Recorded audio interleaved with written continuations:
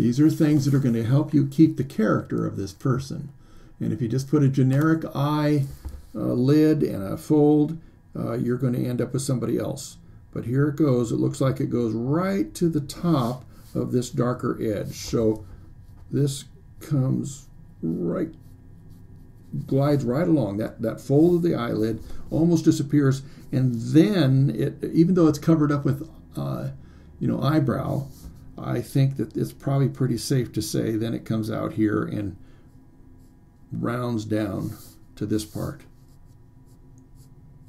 I think that's a little bit wide. We have to allow for the fact we still have to put a row of eyelashes.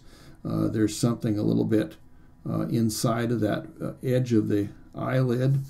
That inside of the eyelid is that part that I like to make darker and then fade it down. So I always know where it's going up underneath the eyelid. So I'm cheating a little bit, and I'm actually doing a little bit of that just to make sure I'm holding my edge and I can identify where I need to add other things in the area there.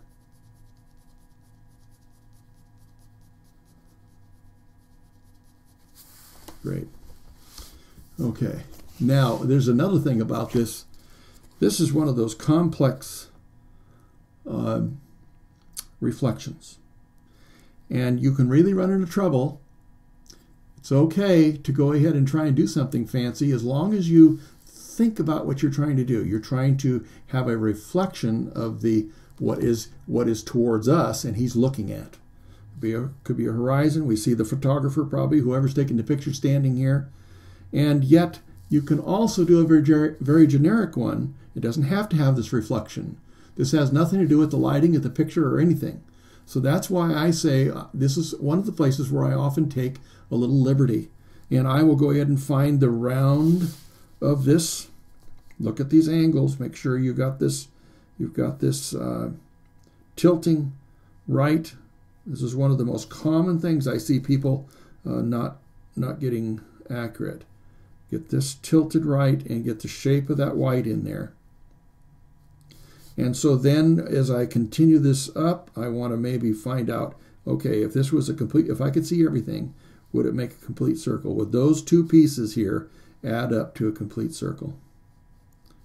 And then I would go ahead and find out where the middle of that is.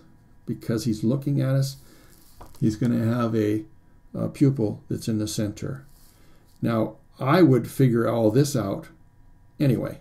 I would do that to make sure that I'm not, coming up with some odd anatomy and I've got my focus right and all that.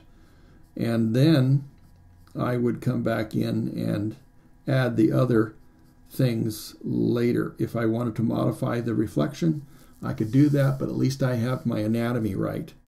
Hi, I hope you enjoyed this video, this excerpt. And if you did, please take the opportunity to subscribe. Then that way you'll know when there's new ones, and I always hope that they're going to be useful for you and give you some good information.